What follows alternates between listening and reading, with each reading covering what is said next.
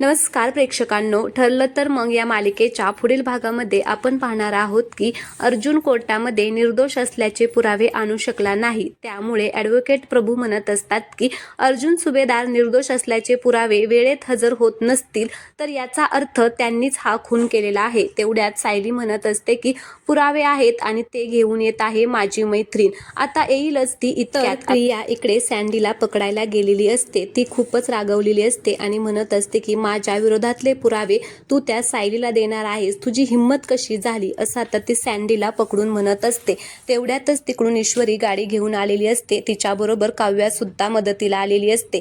मग सँडीला ईश्वरी म्हणते की बस पटकन सँडी गाडीवरती. मग सँडी गाडीवरती बसतो आणि मग ईश्वरी आणि सँडी तिथून आता निघून कोर्टामध्ये जातात. प्रिया मात्र तिथेच उभा राहिलेली असते आणि आता ती खूपच घाबरलेली असते. इकडे आता अर्जुनने पुरावे आणलेले नसतात म्हणून जज साहेब अर्जुन गुन्हेगार आहे असं म्हणणार असतात.